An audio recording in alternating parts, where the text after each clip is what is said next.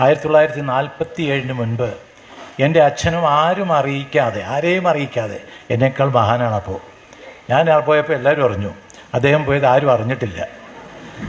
അദ്ദേഹം വ്രതമെടുത്തുകൊണ്ട് ശുദ്ധമായിട്ട് ആ 47 മുൻപുള്ള അയ്യപ്പനെ പോയി ദർശിച്ചു എന്നുള്ള ബന്ധം ഞങ്ങളുടെ കുടുംബത്തിനുണ്ടെന്നുള്ളത് ഇവിടെ ഒരു അഭിമാനപൂർവ്വം പറയാൻ എനിക്ക് തോന്നുന്നു. അതിൻ്റെ വെളിച്ചത്തിലായിരിക്കാം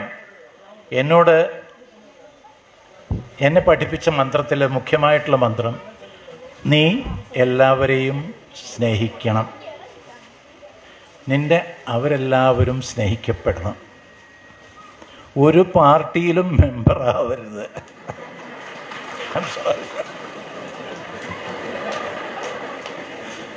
ഒരു സംഘടനയിലും ഒരു ക്ലബിലും മെമ്പറാവരുത്. അന്നൊക്കെ ഈ കൈകെട്ടി നിന്ന് കേൾക്കുക, അത് തലയാട്ടുകൾ പോലും പാടില്ല.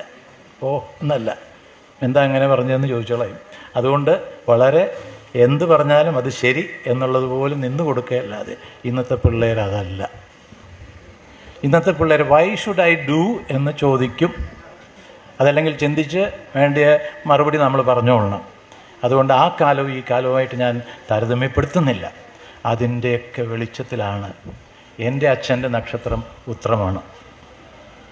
അങ്ങനെയുള്ള നക്ഷത്രത്തിൻ്റെ ഉടമയായ മഹാശക്തിയായ അയ്യപ്പനെ പോയി ദർശിക്കണമെന്നുള്ളത് തൃപ്പൂണിത്തുറ പൂർണ്ണത്രയീശ ക്ഷേത്രത്തിൽ പാട്ടുകച്ചേരി, മധുരമണി സാറിൻ്റെ പാട്ടുകച്ചേരി കേൾക്കുമ്പോൾ ഞാനും എൻ്റെ സുഹൃത്ത്, അദ്ദേഹം ഇവിടെ ഇരിപ്പുണ്ട്, ഗോവിന്ദൻകുട്ടി, ഞങ്ങൾ രണ്ടുപേരും കൂടെ അവിടെ കച്ചേരി കേൾക്കാൻ പുറത്ത് നിൽക്കുക, അകത്ത് കയറാൻ സമ്മതിക്കില്ലല്ലോ. കച്ചേരി തുടങ്ങിയപ്പോൾ ഇവൻ എന്നോട് പറഞ്ഞു, നമുക്ക് കയറാടേ, ആരും അറിയത്തില്ല. ഞാൻ പറഞ്ഞില്ല, ആ ഒരു ശീലം എൻ്റെ കുടുംബത്തിൽ പഠിപ്പിച്ചിട്ടില്ല. കയറ്റാൻ അനുവദിക്കുന്ന സ്ഥലത്തല്ലാതെ കയറാറില്ല എന്ന് പറഞ്ഞു. അങ്ങനെ കച്ചേരി മുഴുക്കെ കേട്ടപ്പോൾ ആദ്യമായിട്ടാണ് ഞാനൊരു ശബ്ദം കേൾക്കുന്നത്. ശബ്ദത്തിൻ്റെ ഉഗ്രമായ ഒരു ആകർഷണീയമായ ഒരു ശബ്ദം. സ്വാമിയേ അയ്യപ്പോ, സ്വാമിയേ അയ്യപ്പോ, സ്വാമിയേ അയ്യപ്പോ, സ്വാമിയേ അയ്യപ്പോ. ഞാൻ ചോദിച്ചത് എന്താ ഇത്? അപ്പം അദ്ദേഹം പറഞ്ഞു, ഇത് അയ്യപ്പൻ കോവിലിൽ നിന്ന് തിരിച്ച് വന്നിട്ട് പൂർണ്ണത്രയീ ക്ഷേത്രത്തിൽ ഈ തേങ്ങ അടച്ച് മാലയൊക്കെ ഉരുവെച്ച് കുടുംബത്തിലേക്ക് പോകുന്ന ഒരു ക്രമമുണ്ട്, ആ കൂട്ടരാണ്. അപ്പോഴെൻ്റെ ഹൃദയത്തിൽ ഇതിനിടയ്ക്ക് ഈ പൂർണ്ണത്രയീശ ക്ഷേത്രത്തിൽ കയറ്റിയില്ല എന്നുള്ളതുകൊണ്ട് ഒരു ദുഃഖമോ അല്ലെങ്കിൽ ഒരു എതിർപ്പായ ചിന്തയോ അല്ല കേട്ടോ. ആ ഒരു വേദന അതിനകത്തുണ്ടല്ലോ. കച്ചേരി കേൾക്കാൻ അടുത്തിരുന്ന് കേൾക്കാൻ ഒത്തില്ലെന്നുള്ള ഒരു വേദനയുടെ പുറത്ത് ഞാൻ പറഞ്ഞു, ഇവിടെ എന്നെ കയറ്റുമോ എന്ന് ചോദിച്ചു. അപ്പോൾ അദ്ദേഹത്തിനും വലിയ പിടിയില്ല. അപ്പോൾ അദ്ദേഹം പറഞ്ഞു, നമുക്ക് അന്വേഷിച്ച് കളയാം എന്ന് പറഞ്ഞു. അങ്ങനെ ഞാൻ അന്നത്തെ അയ്യപ്പ ഭക്ത സമാജക്കാരോട് എഴുതി ചോദിച്ചപ്പോൾ ഇവിടെ ആർക്കും പ്രവേശിക്കാം. ആദ്യത്തെ സമാധാനമാണ്, ആകർഷണവുമാണ്. 18 പടി കയറണമെങ്കിൽ ഇരുമുടിക്കെട്ടും വ്രതവും അനുഷ്ഠിച്ചിരിക്കണം. അതല്ലെങ്കിൽ പുറകെ കൂടെ കയറി ദർശിച്ചിട്ട് പോകാം. ഇതാണല്ലോ പതിവ്. അങ്ങനെ ആദ്യത്തെ ആഗ്രഹം പൂർത്തിയാക്കാൻ വേണ്ടി വളരെ വർഷങ്ങൾക്ക് ശേഷമാണ് കുറച്ചൊക്കെ പാടി എനിക്ക് തന്നെ ഒന്ന് നിൽക്കണം എന്നുള്ള നില, ഒന്നുമില്ലെങ്കിലും ബസ്സിനെങ്കിലും കാശുകൊണ്ട് എൻ്റെ കയ്യിൽ നിന്ന് പാടി ഉണ്ടാക്കിയ കാശുകൊണ്ട് പോകണമല്ലോ എന്നുള്ള നിലപാട് വന്നപ്പോഴാണ് ഇത് ആലോചിച്ചത്. അങ്ങനെ പോവുകയും വലിയ കോളിളക്കമൊക്കെ സൃഷ്ടിച്ചു. പക്ഷേ എൻ്റെ വീട്ടിൽ ആർക്കും അതിനൊരു എതിർപ്പില്ല. എന്നാൽ എൻ്റെ അമ്മയ്ക്ക് പോലും എൻ്റെ അച്ഛൻ അന്ന് മലയ്ക്ക് പോയിട്ടുണ്ടെന്നുള്ള കാര്യം അറിയില്ല എന്നുള്ളതാണ്. പിന്നെ പിൽക്കാലത്ത് അദ്ദേഹത്തിൻ്റെ ഒരു സുഹൃത്ത് ബുക്ക് എഴുതി കഴിഞ്ഞപ്പോഴാണ് ഞങ്ങൾ പോലും അറിഞ്ഞത്. അന്ന് എൻ്റെ അമ്മയുമില്ല, അച്ഛനുമില്ല. പക്ഷേ ഇതെന്താ പറഞ്ഞു വരുന്നതെന്ന് വെച്ചാൽ ഞങ്ങൾക്കിതൊരു വലിയൊരു ബന്ധമാണ്. ഇവിടുത്തെ ഇത് എല്ലാ മതസ്ഥരും അറിഞ്ഞിരിക്കേണ്ട ഒരു വലിയ കാര്യമാണ്. ഞാനിത് പുകഴ്ത്തി പറയുന്നതായിട്ട് നിങ്ങൾ വിചാരിക്കരുത്. അവിടെ ഇരിക്കുന്ന ആ ശാസ്താവ്, അവിടെ ഇരിക്കുന്ന ആ അയ്യപ്പൻ, ആ ശക്തി ദ്വൈതമല്ല, അദ്വൈതമൂർത്തിയാണ്. അവിടെ രണ്ടില്ല.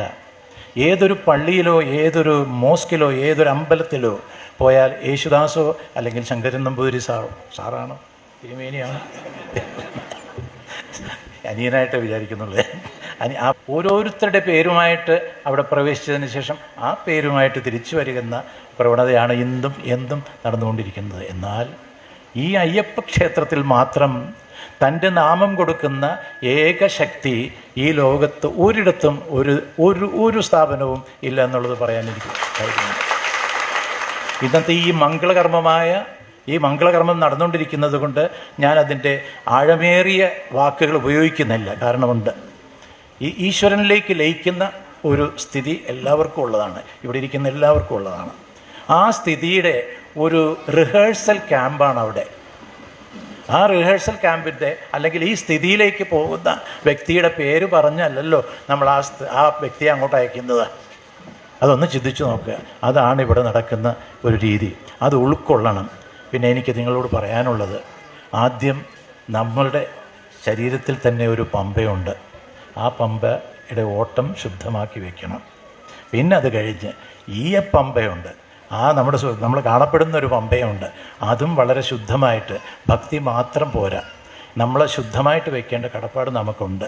നാം ഏവരും അവിടെ പോയി കഴിഞ്ഞാൽ നമ്മൾ ശുദ്ധമാകുന്നത് പോലെ ആ ജലമെടുത്ത് നമ്മൾ തലയിൽ ഒഴിച്ചു കഴിഞ്ഞാൽ അത് തീർത്ഥമാണ് എന്നുള്ളതിനുള്ളൊരു സ്ഥായി വരുത്താൻ വേണ്ടി അവിടെ ശുദ്ധമായി വെക്കേണ്ട കടപ്പാട് ഓരോ ഭക്തന്മാർക്കും, ഓരോ അയ്യപ്പ ഭക്തന്മാർക്കും ഉണ്ടെന്നുള്ളത് മറക്കരുതേ എന്ന് പറഞ്ഞുകൊണ്ട് എൻ്റെ പ്രിയപ്പെട്ട തിരുമേനിയെ, അല്ലെങ്കിൽ എൻ്റെ ബ്രഹ്മശ്രീ ശങ്കരൻ നമ്പൂതിരിപ്പാടിന് ആയുരാരോഗ്യ സൗഖ്യം ജഗദീശ്വരൻ നൽകട്ടെ എന്ന് പ്രാർത്ഥിച്ചുകൊണ്ട് എൻ്റെ വാക്കുകൾ നിർത്തി.